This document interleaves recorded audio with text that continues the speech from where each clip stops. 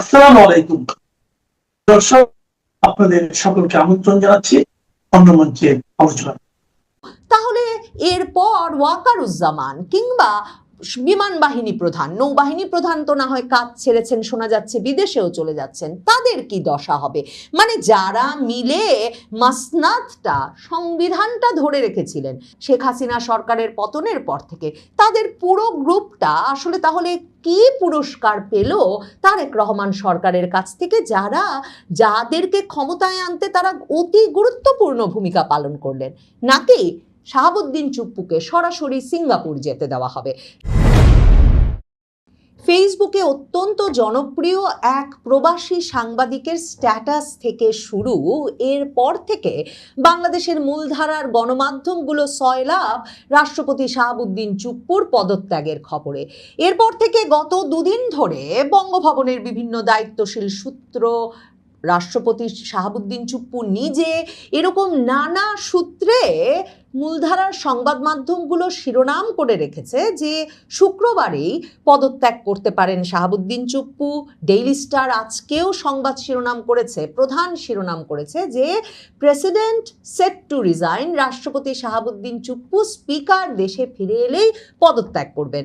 Speaker Hafizuddin Ahmed রাষ্ট্রপতি শাহাবুদ্দিন চুপ্পুর পদত্যাগ পত্রটা গ্রহণের জন্যই যে চিকিৎসার্থে ব্যাংকক ভ্রমণ সংক্ষিপ্ত করে ফিরে এসেছেন দুদিন আগে, সেটা বুঝতেও কোনো অসুবিধা হচ্ছে না। সরকারের তরফে সালাউদ্দিন আহমেদ স্বরাষ্ট্রমন্ত্রী, তিনি অবশ্য বলেছেন তাদের দিক থেকে কোনো চাপ নাই, কিন্তু বুঝতে কোনো অসুবিধা হচ্ছে না যে সরকার এমন চাপে ফেলেছে রাষ্ট্রপতি শাহাবুদ্দিন চুপ্পুকে, এবং এভাবে খবর ছড়িয়ে দিয়ে বিভিন্ন তরফে মঞ্চ প্রস্তুত করা হয়েছে রাষ্ট্রপতি শাহাবুদ্দিন চুপ্পুর জন্যে যে এবার তাকে চলে যেতেই হবে। কিন্তু রাষ্ট্রপতি চুপ্পু ঠিক কি প্রতিশ্রুতি পেয়েছেন, মানে তার নিরাপত্তা, তার ভবিষ্যৎ, তার আগামী দিনগুলো, কোন প্রতিশ্রুতি পেলেন যাতে তিনি নিশ্চিন্ত হয়ে পদত্যাগে রাজি হলেন এমন একটা সময়ে? সেটা একটা বড় প্রশ্ন বটে। মানে রাষ্ট্রপতি শাহাবুদ্দিন চুপ্পুর সামনে কি অপেক্ষা করছে, বিদেশ নাকি বিচার? বলা হচ্ছে রাষ্ট্রপতি চুপ্পু অসুস্থ হয়ে পড়েছেন। আমার দেশ পত্রিকা খবর দিচ্ছেন যে রাষ্ট্রপতিকে পূর্ণ বিশ্রামের পরামর্শ দিয়েছেন চিকিৎসকেরা, যদিও বাজেট অধিবেশনেও প্রেসিডেন্ট বক্স থেকে বাজেট অধিবেশন শুনতে দেখা গেল রাষ্ট্রপতিকে।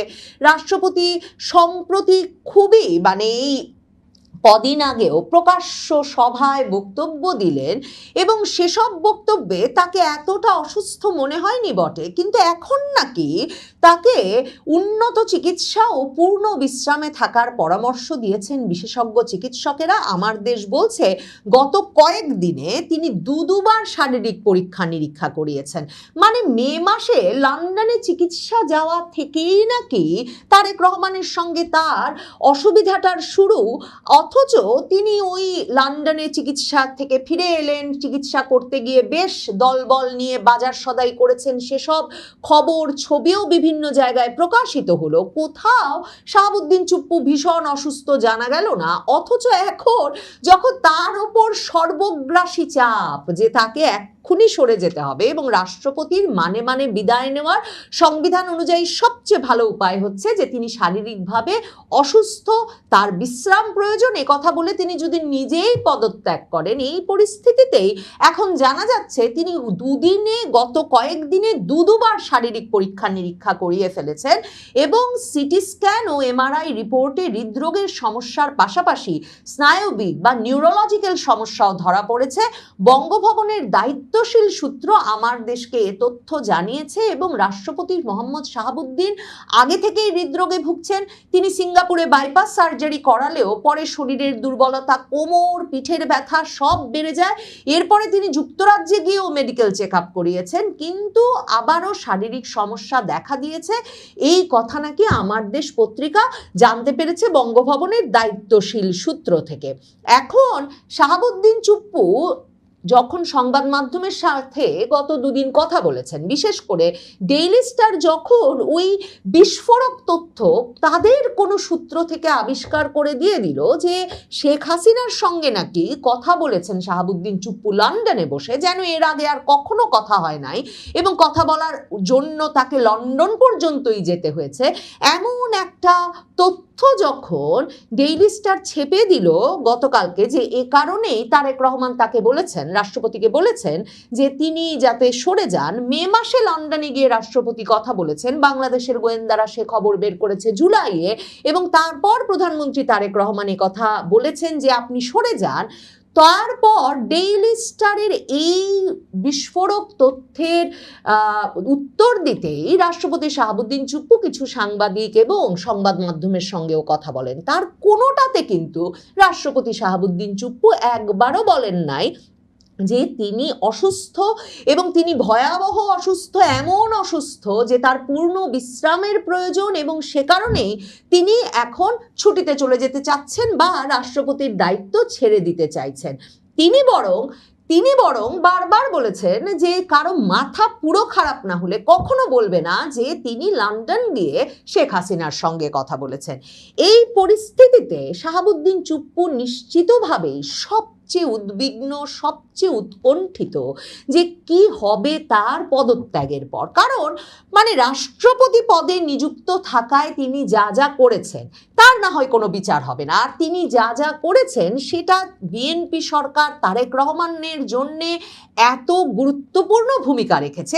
রাষ্ট্রপতি যদি তার সিংহাসনটা ধরে না রাখতেন 2024-এর 5ই আগস্টের পর থেকে, তিনি যদি বলতেন যে সংসদ ভেঙে গেছে, ডেপুটি স্পিকার গ্রেফতার হয়ে গেছে, স্পিকার নাই, এই পরিস্থিতিতে আসলে সংবিধান কিভাবে কাজ করবে সেটা বোঝা যাচ্ছে না, অন্তর্বর্তীকালীন সরকার কোনো নিয়োগ করার উপায় নাই, এসব যদি বলে তিনি বেঁকে বসতেন তাহলে অনেক কিছুই সম্ভব হতো না। অথচ এই রাষ্ট্রপতি তারেক রহমানের জন্য সাজিয়ে গুছিয়ে 2024 পরবর্তী পরিস্থিতিটা সংহত রাখতে, একরকমের স্বাভাবিক রাখতে তিনি ওয়াকারুজ্জামান বিমান বাহিনী প্রধান, নৌবাহিনী প্রধান, 3 বাহিনী প্রধানের সমর্থনে তিনি সংসদ ভাঙলেন, একটা তথাকথিত সুপ্রিম কোর্টের রেফারেন্স এনে ইউনূস সরকার প্রতিষ্ঠা করলেন। সেই ইউনূস সরকারকে দিয়ে শেষ পর্যন্ত তারা যা যা অধ্যাদেশ সই করতে বলল পুরো সময়টা জুড়ে তিনি সব সই করে গেলেন। তিনি গণভোটেও সই করলেন, তিনি জুলাই সনদেও সই করলেন, সব কিছুতে সই করতে করতে করতে করতে তিনি ইউনূস সরকারকে নির্বাচন পর্যন্ত নিয়ে তারেক রহমান সরকার গঠনের ব্যবস্থা করে দিলেন। কাজেই রাষ্ট্রপতি পদে থাকা অবস্থায় তিনি কি করেছেন তার বিচার আসলে বিএনপি সরকার নিশ্চিতভাবেই করতে চায় না। কিন্তু তার আগে তিনি যে ভূমিকায় ছিলেন তার একটা সূত্র ধরে তাকে যে বিচারের মুখোমুখি করার কথা বিএনপি সরকার ভাবছে, বাংলাদেশের প্রথিতযশা সংবাদ মাধ্যমগুলো সম্ভবত সে ইঙ্গিত, সে তথ্য পরিষ্কারভাবে পেয়ে গেছে। প্রথম আলো ডেইলি স্টারের কথাই যদি ধরেন, এতদিন ধরে এই রাষ্ট্রপতি শাহাবুদ্দিন চুপ্পুকে রেখেছেন কেন, এই রাষ্ট্রপতি শাহাবুদ্দিন চুপ্পু এস আলমের ঘনিষ্ঠ, এসব কোনো কথা কখনো বাংলাদেশের শীর্ষস্থানীয় পত্রিকা প্রথম আলোর মুখ দিয়ে উচ্চারিত হতে শোনা যায় নাই। কারণ তখন তারা দেখছিল যে প্রধানমন্ত্রী তারেক রহমান রাষ্ট্রপতি শাহাবুদ্দিন চুপ্পুকে জড়িয়ে ধরছেন, পাশে বসতে দিচ্ছেন, হাস্যোজ্জ্বল মুখে ছবি তুলছেন রাষ্ট্রপতি চুপ্পুর সঙ্গে। কাজেই প্রথম আলো ইঙ্গিত পাচ্ছিল তারেক রহমান চান রাষ্ট্রপতি চুপ্পু থাকুন। এ কারণে চুপ্পুর বিষয়ে কোনো নেতিবাচক কথা এতদিন লিখতে দেখা যায়নি। যেই মাত্র প্রথম আলো ডেইলি স্টারের কাছে খবর গেছে যে তারেক রহমান চান চুপ্পু সরে যাবেন রাষ্ট্রপতি পদ থেকে, তারপর থেকে প্রথম আলো প্রতিটি খবরে রাষ্ট্রপতি চুপ্পু পদত্যাগ করতে পারেন এ বিষয়ের খবর থেকে শুরু করে এখন পর্যন্ত প্রত্যেকটি খবরে খুবই গুরুত্বের সঙ্গে উল্লেখ করছে যে এই শাহাবুদ্দিন চুপ্পু দুদকের কমিশনার থাকার সময়ও তার বিরুদ্ধে নানা সমালোচনা এবং অভিযোগ ছিল, এবং তারা বারবার উল্লেখ করছে যে এই শাহাবুদ্দিন চুপ্পু এস আলমের সঙ্গে অত্যন্ত ঘনিষ্ঠ বলে পরিচিত, কারণ এস আলমের দুটো ব্যাংক, ইসলামী ব্যাংকের পরিচালনা পর্ষদের ভাইস চেয়ারম্যান আর এনআরবি গ্লোবাল ব্যাংকের উপদেষ্টা হিসেবে কাজ করেছেন। শুধুমাত্র সেখানেই প্রথম আলো থেমে থাকে নাই। প্রথম আলো আজকের সংবাদে একটা কার্টুন ছেপেছে, সেখানে তারা দেখাচ্ছে রাষ্ট্রপতি Shahabuddin Chuppu hello S Alam SOS বলে এস আলমকে জরুরি বার্তা পাঠাচ্ছেন। কাজেই বুঝতে বাকি থাকে না হাওয়া কোন দিকে যাচ্ছে। প্রথম আলো ঠিক বুঝে নিয়েছে। বিজনেস স্ট্যান্ডার্ড পত্রিকা, বাংলাদেশের আরেকটি শীর্ষস্থানীয় পত্রিকা, তারা শিরোনাম করেছে Shahabuddin Chuppu close ally of Sheikh Hasina May resign. মানে ক্লোজ অ্যালাই, শেখ হাসিনার দোসর, ঘনিষ্ঠ সহযোগী, মানে ফ্যাসিস্টের দোসর শাহাবুদ্দিন চুপ্পু যে এতদিন ধরে রাষ্ট্রপতি থাকলেন, তারেক রহমান যে তাকে বুকে জড়িয়ে ধরলেন ঈদের নামাজে কিংবা বিভিন্ন জায়গায় ফটো সেশনে হাস্যোজ্জ্বল ছবি তুললেন, তখন কিন্তু একেবারে বিজনেস স্ট্যান্ডার্ড বা বাংলাদেশের কোনো পত্রিকার মনে হয় নাই যে এই রাষ্ট্রপতিকে গ্রহণযোগ্য করা যায় না। এমনকি ইউনূস আমলের বঙ্গভবনের কোনো দাওয়াতে কোনো ব্যক্তি উপস্থিত ছিলেন না। কিন্তু এ দফায় যখন স্বাধীনতা দিবসে বঙ্গভবনে রাষ্ট্রপতি শাহাবুদ্দিন চুপ্পু সম্বর্ধনার আয়োজন করেন, তখন সেখানে গিয়ে মন্ত্রী, মিনিস্টার, সাংবাদিক, বুদ্ধিজীবী সকল বিশিষ্ট ব্যক্তিরাই তো উপস্থিত হয়েছিলেন, শুধুমাত্র এই ইঙ্গিতে যে এস আলমের ঘনিষ্ঠ এই শাহাবুদ্দিন চুপ্পুকে বোধহয় তারেক রহমানেরও মনে ধরেছে। এখন যখন তারেক রহমান তাকে ত্যাগ করেছেন এবং প্রথম আলোর কথায় আচার আচরণে পরিষ্কার যে তারেক রহমান সরকার তাকে বিচারের মুখোমুখি করতে পারে এমন একটা ইঙ্গিত তারা পাচ্ছে, কিংবা নাহিদ ইসলাম জাতীয় নাগরিক পার্টির নেতা, তিনি জনসভায় দাঁড়িয়ে সরাসরি বলেছেন যে শুধু সরে গেলে তো হবে না, শাহাবুদ্দিন চুপ্পুকে গ্রেফতার করতে হবে। তখন প্রশ্ন জাগে, শাহাবুদ্দিন চুপ্পু কি সত্যি কোনো এক্সিট প্ল্যান ছাড়া, মানে কিভাবে নিরাপদে পদ ছাড়বেন আর বেরিয়ে যাবেন, এই কোনো এক্সিট প্ল্যান ছাড়াই তারেক রহমানের চাপে পদত্যাগে রাজি হয়ে গেলেন? মানে তার যদি এমন নিরুপায় দশা হয়, সত্যি যদি ওই যে হাসনাত, সার্জিস, নাহিদেরা সেই 2024-এর অক্টোবরে তার বঙ্গভবনের সামনে দাঁড়িয়ে যে আন্দোলন করেছিলেন যে তাকে বঙ্গভবন থেকে বের করবেন আর ঝুলিয়ে দেবেন, এমন পরিস্থিতিতে যদি সত্যি পড়তে যান শাহাবুদ্দিন চুপ্পু, তাহলে এরপর ওয়াকারুজ্জামান কিংবা বিমান বাহিনী প্রধান, নৌবাহিনী প্রধান তো না হয় কাজ ছেড়েছেন, শোনা যাচ্ছে বিদেশেও চলে যাচ্ছেন, তাদের কি দশা হবে? মানে যারা মিলে মাসনাদটা, সংবিধানটা ধরে রেখেছিলেন শেখ হাসিনা সরকারের পতনের পর থেকে, তাদের পুরো গ্রুপটা আসলে তাহলে কি পুরস্কার পেল তারেক রহমান সরকারের কাছ থেকে, যাদেরকে ক্ষমতায় আনতে তারা অতি গুরুত্বপূর্ণ ভূমিকা পালন করলেন? নাকি শাহাবুদ্দিন চুপ্পুকে সরাসরি সিঙ্গাপুর যেতে দেওয়া হবে? শাহাবুদ্দিন চুপ্পুর পরিবার, বঙ্গভবনের দায়িত্বশীল অনেক সূত্র সংবাদ মাধ্যমগুলোকে বলছে যে তারা নাকি চাইছেন যে শাহাবুদ্দিন চুপ্পু অসুস্থ, তিনি যাতে দায়িত্ব ছাড়ার পরেই বিশ্রাম এবং চিকিৎসার জন্য সিঙ্গাপুর যেতে পারেন। দেখেন, ইউনূস সরকার সব চমক দেখিয়ে দিয়েছে, এমনকি সাবেক প্রধান বিচারপতিকে পর্যন্ত ধরে নিয়ে এসেছে কারাগারে, এখন পর্যন্ত তিনি আছেন, জামিন পান নাই। সাবেক প্রধান নির্বাচন কমিশনারকে জুতার মালা পরিয়ে গ্রেফতারের মতো রেকর্ড ইউনূস সরকারের আমলে ঘটে গেছে। এখন তারেক রহমান সরকার যদি রেকর্ড সৃষ্টি করতে চান, তাহলে শাহাবুদ্দিন চুপ্পু সত্যি কোনো সেফ এক্সিট পেলেন কিনা সেটা বলা মুশকিল। তবে এটাও অনেক সূত্র বলছে যে রাষ্ট্রপতি শাহাবুদ্দিন অপেক্ষা করছেন তুরস্ক থেকে ওয়াকারুজ্জামান, সেনাপ্রধান ওয়াকারুজ্জামান ফিরে আসার। এমন একটা সময়ে রাষ্ট্রপতি শাহাবুদ্দিন চুপ্পুকে হঠাৎ চাপ দেওয়া হলো পদত্যাগ করতে, যখন কিনা সেনাপ্রধান ওয়াকারুজ্জামান আবার তুরস্ক সফরে আছেন। সেনাপ্রধানই এতদিন তাকে আসলে নিরাপত্তা দিয়ে, শক্তি সামর্থ্য জুগিয়ে মসনদ ধরে রাখতে সাহায্য করেছেন। কাজেই রাষ্ট্রপতি শাহাবুদ্দিন এখনো ভাবছেন হঠাৎ সেনাপ্রধান ওয়াকারুজ্জামানের উদ্যোগেই হয়তো তার সম্মানজনক বিদায় এবং নিরাপদ ভবিষ্যতের একটা ব্যবস্থা হতে পারে। তবে ওয়াকারুজ্জামানের কপালেই যে কি আছে তাই বা কে বলতে পারে। 2024 সালে ক্ষমতা দখলের নেপথ্য কারিগর জেনারেল ওয়াকার 5ই আগস্ট বঙ্গভবনে গিয়ে ক্ষমতা বন্টন করেছিলেন। প্রেসিডেন্টকে তখন তিনি মুরব্বী হিসেবে রেখে দিয়েছিলেন, কিন্তু ক্ষমতা দখলকারীরা তখনই প্রেসিডেন্ট এবং সেনাপ্রধান দুজনকেই সরিয়ে দিতে চেয়েছিল, স্লোগান দিয়েছিল রাজপথে তাদের মব করে সরানোর জন্য। সেসব দিন এখন ইতিহাস। বুড়িগঙ্গা আরো বুড়ি হয়ে গেছে। শুধু এতদিন পরে এসে ইউনূসের বর্ধিত তারেক রহমানের সরকার প্রেসিডেন্টকে সরিয়ে দিচ্ছে। তার মানে কি সেনাপ্রধানকেও সরানো হবে? মানে প্রেসিডেন্টের পর সেনাপ্রধান, এক যাত্রায় তো দুই ফল হতে পারে না, তাই না? বর্তমানে তুরস্ক সফররত জেনারেল ওয়াকার দেশে ফিরে কতদিন তার স্বপদে বহাল থাকতে পারবেন, সেটি এখন সবচেয়ে বড় প্রশ্ন।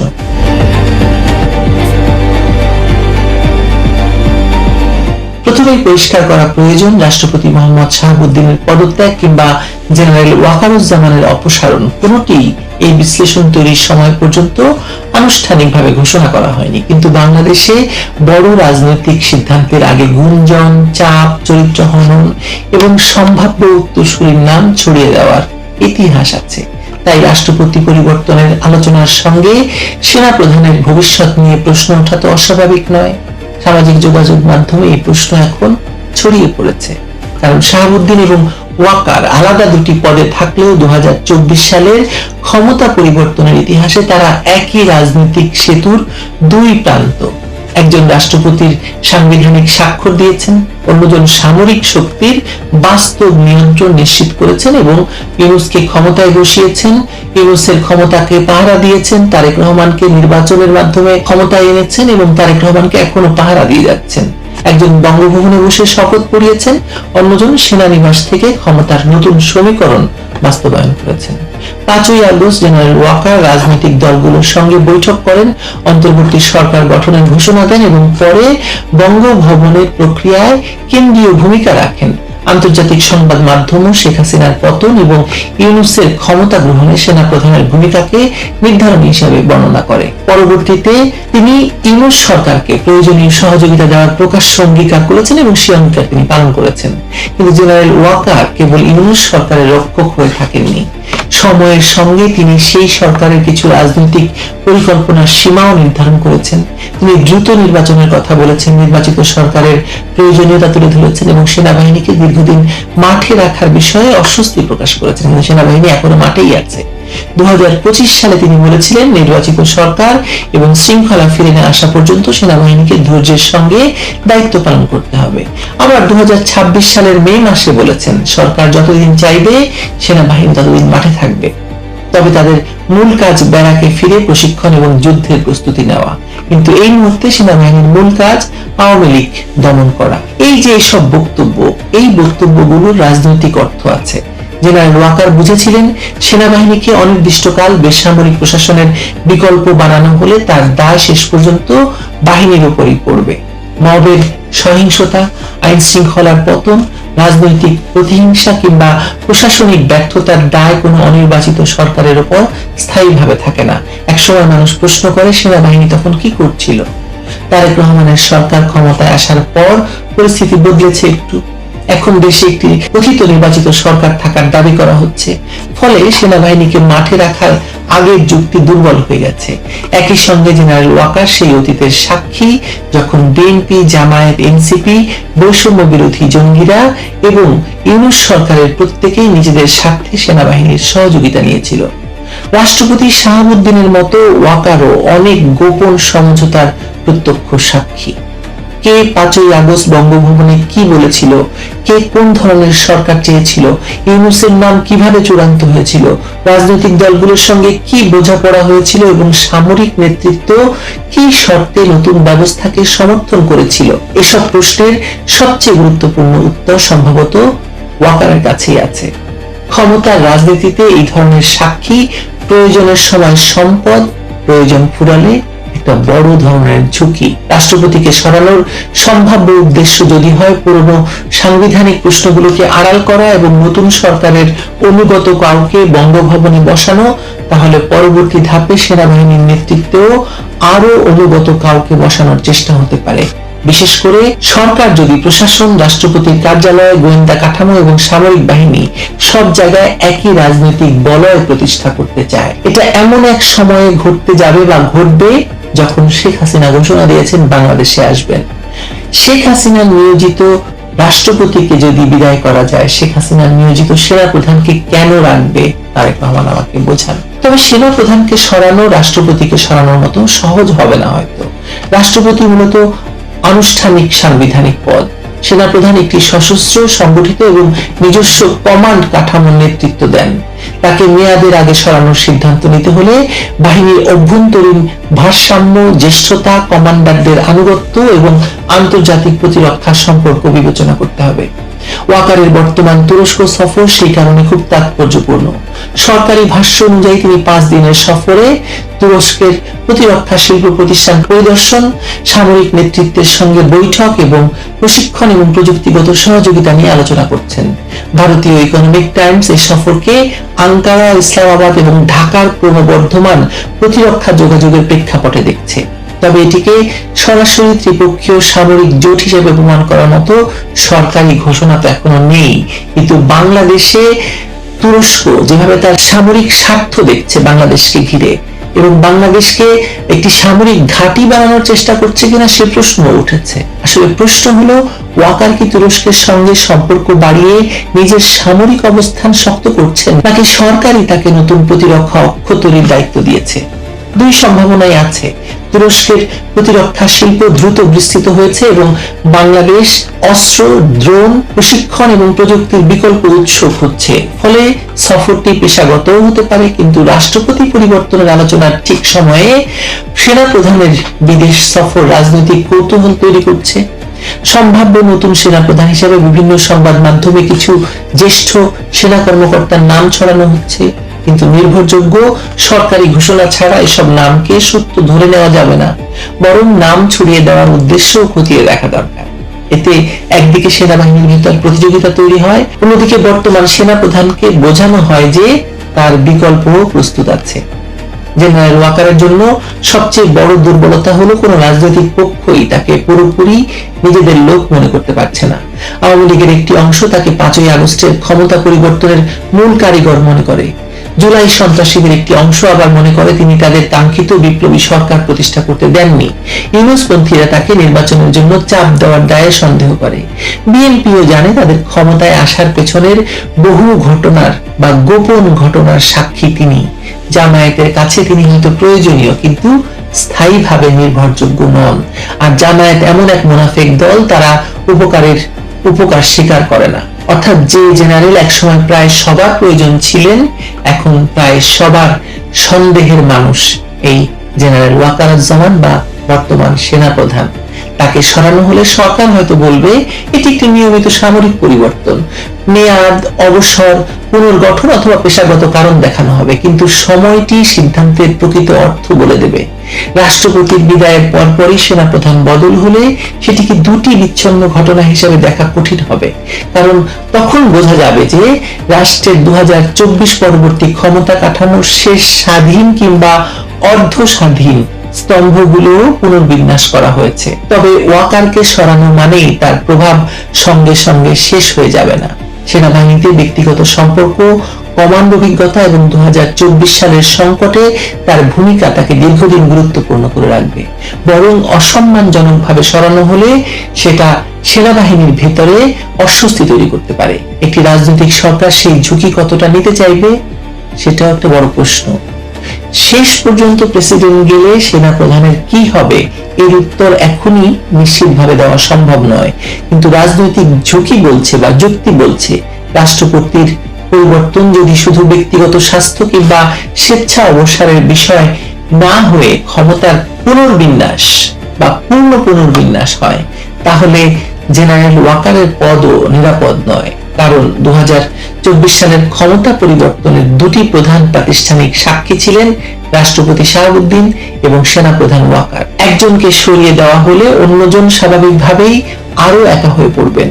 আর বাংলাদেশের ক্ষমতার ইতিহাস বলে যে সাক্ষী খুব বেশি জানেন কিন্তু নতুন শাসকের পুরোপুরি অনুগত নন, তার জন্য অবসর সবসময় স্বেচ্ছায় আসে না। রাষ্ট্রপতির ক্ষেত্রেও আসছে না, সেনাপ্রধানের ক্ষেত্রেও হয়তো আসবে না। জেনারেল ওয়াকার তুরস্ক থেকে বিদেশে ফিরবেন, হয়তো তাকে এয়ারপোর্টে স্বাগত জানানো হবে, তিনি ফিরে এসে বৈঠক করবেন, বক্তৃতা দেবেন, কিন্তু আসল প্রশ্ন হবে তার গাড়িতে পতাকা আছে কিনা, তার সামনে গার্ড অফ অনার আছে কিনা, তার স্টার গুলো আছে কিনা সেটি নয়।